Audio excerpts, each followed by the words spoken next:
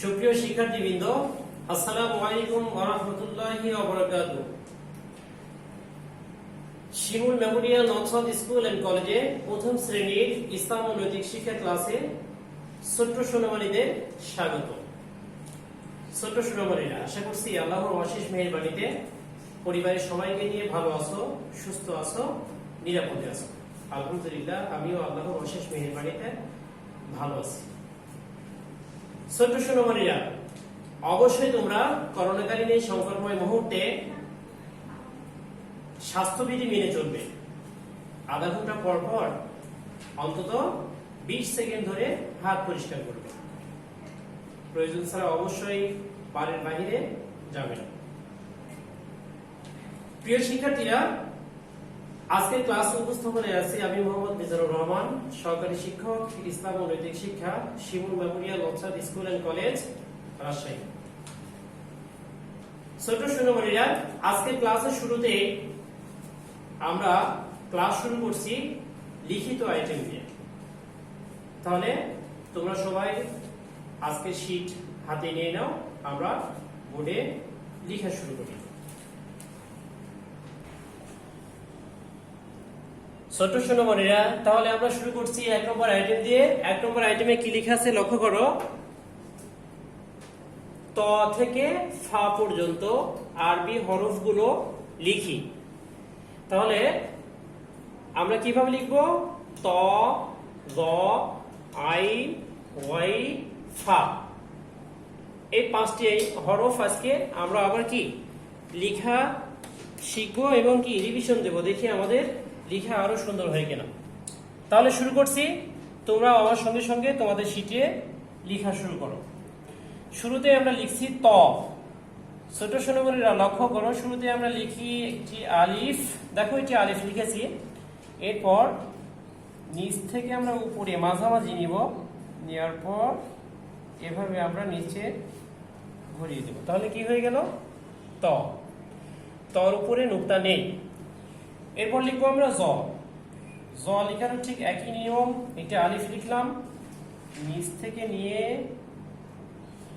এভাবে ঘুরিয়ে দিলে আর উপরে একটি নুক্তা দিলেই হয়ে যাবে জ। তাহলে ত খালি, জর উপরে এক নুক্তা। এরপর যে আমরা লিখবো আইন। আইনটি গলার মাঝখান থেকে উচ্চারণ করতে হয়। আইন, আইনটি লিখি এভাবে আমরা একটি মুখ বানিয়ে নিলাম আইনের। এরপর এই দাগ থেকে নিয়ে নিচে নিয়ে ঘুরিয়ে দিলে কি হয়ে গেল? আইন হয়ে গেল। আইন খালি। আর গয়েন লিখবো আমরা, লক্ষ্য করো আইনের মতোই লিখবো। উপরে একটি নুক্তা দিলে কি হয়ে গেল? গয়েন। তাহলে আইন খালি, গয়েনের উপরে এক নুক্তা। সর্বশেষ যে হরফটি লিখবো সেটি হলো ফা। একটি শূন্য দিলাম। এরপর নিচে নামিয়ে নিয়ে আসলাম, এভাবে ঘুরিয়ে দিলেই উপরে একটি নুক্তা দিলেই হয়ে গেল ফা। ছোট সোনামণিরা, তাহলে আমরা একবার পড়ে নিই। ত, জ, আইন, গয়েন, ফা। ছোট সোনামণিরা, আশা করছি তোমাদেরও 1 নম্বর আইটেম লেখা কমপ্লিট হয়ে গেছে।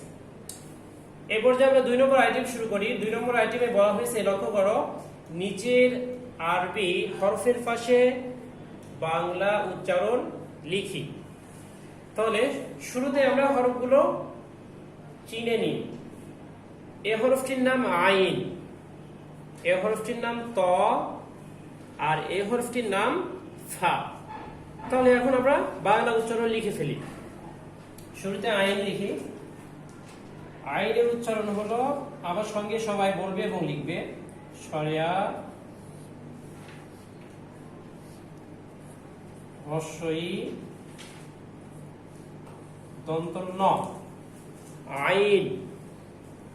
এরপর লিখবো আমরা ত। তর বাংলার উচ্চারণ কি হবে? শুরুতে একটি আমরা ত লিখবো, এর নিচে একটি ব লিখবো। তাহলে তর বাংলা উচ্চারণ হলো তয়বয় যুক্ত ত, তয়বয় যুক্ত ত। সর্বশেষ লিখবো আমরা ফা। ফা বাংলা উচ্চারণ খুবই সহজ, ফয়াকারে ফা। ছোট সোনামণিরা আরেকবার পড়ে নিই আমরা। আইনের উচ্চারণ কি হবে?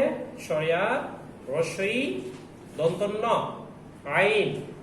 ত তয়বয় যুক্ত ত, ফা ফয়াকারে ফা। এরপর যে আমরা 3 নম্বর আইটেম শুরু করি। 3 নম্বর আইটেমে লক্ষ্য করে লিখে আছে উপযুক্ত স্থানে নুক্তা দে। তাহলে উপযুক্ত স্থানে যদি আমরা নুক্তা বসাতে চাই তাহলে আমাদেরকে বাংলা উচ্চারণগুলো জানতে হবে। ঠিক আছে, এখানে কি লিখা আছে? কফ লিখা আছে। তাহলে বাংলা উচ্চারণ যখন আমরা জানবো, কফ লিখতে আমরা অবশ্যই জানি যে কফের উপরে 2 নুক্তা, 2টি নুক্তা দিয়ে দিলাম। নুক্তার মাঝখানে অবশ্যই ফাঁকা রাখবে না। এরপরে গয়িন, গ রস্বই দন্তন ন, গয়িন। গয়নের উপর কয় নুক্তা হবে? 1 নুক্তা। এরপর ইয়া, ইয়ার নিচে কয় নুক্তা হবে? 2টি নুক্তা হবে। আর নুন, নুনের পেটে 1 নুক্তা, 1টি নুক্তা দিয়ে দিলাম। খুবই সহজ, তাই না? আচ্ছা, এ পর্যায়ে আমরা 4 নম্বর আইটেম শুরু করব। 4 নম্বর লিখা আছে এক কথায় উত্তর লিখি। প্রশ্নগুলো অবশ্যই নিজেকে পড়ে লিখতে হবে, টিচার বা বাবা মার সহযোগিতা নেওয়া যাবে না। তাহলে ক নম্বরে কি লিখা আছে বাবুরা? জবর হরফের কোথায় বসে। তাহলে সংক্ষেপে আমরা লিখে ফেলি, জবর কোথায় বসে? জবর হরফের উপরে বসে। তাহলে আমার সঙ্গে পড়ো এবং লিখো, রস্যউ প রয়কারে রে, উপরে। প্রশ্নোত্তর শেষে দাঁড়িয়ে দিতে হবে। তাহলে জবর হরফের কোথায় বসে? উপরে বসে। খ নম্বর, আরবি হরফ মোট কতটি? আরবি হরফ মোট কতটি? 29টি। তাহলে সংখ্যায় আমরা লিখে দিই 29, 2 10 9 29, আর টয় রস্বইকারে টি, 29টি। গ নম্বর, কোরআন মাজিদের ভাষা কি? খুবই সহজ, তাই না? কোরআন মাজিদের ভাষা হলো আরবি। তাহলে আমরা লিখে ফেলি, শরিয়া র বয় রস্বইকারে বি, আরবি। তাহলে কোরআন মাজিদের ভাষা কি? আরবি। আরেকবার আমরা জেনে নিই, জবর হরফের কোথায় বসে? উপরে বসে। আরবি হরফ মোট কতটি? 29টি। কোরআন মাজিদের ভাষা কি? আরবি। ছোট সোনামণিরা, এই পর্যায়ে আমরা চলে যাচ্ছি প্রজেক্টরে ক্লাস করতে। ছোট সোনামণিরা, তাহলে প্রজেক্টরে আমরা শুরু করছি 5 নম্বর আইটেম দিয়ে। 5 নম্বর আইটেমে কি লেখা আছে?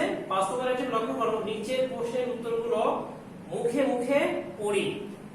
ক নম্বর, জের হরফের কোথায় বসে? উত্তর হলো জের হরফের নিচে বসে।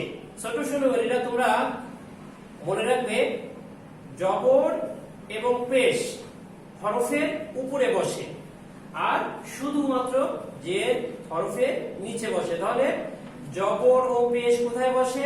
উপরে। আর জের কোথায় বসে? নিচে বসে। খ নম্বর, আরবি হরফ মোট কতটি? আরবি হরফ মোট 29টি। গ নম্বর, হরকত কতটি ও কি কি? হরকত 3টি, যথা জবর, জের, পেশ। জবর, জের, পেশ। ছোট সোনামণিরা, এই পর্যায়ে আমরা চলে আসছি মৌখিকে। মৌখিকে তোমাদের জন্য রয়েছে আজকে সূরা ইখলাস। তাহলে সূরা ইখলাস আমরা সুন্দর করে কি করব? চর্চা করব, মুখস্থ করব, উচ্চারণ করব। সবাই আমার সঙ্গে সুন্দর করে উচ্চারণ করবে, মুখস্থ করে ফেলবে। তাহলে শুরু করি। أعوذ بالله من الشيطان الرجيم بسم الله الرحمن الرحيم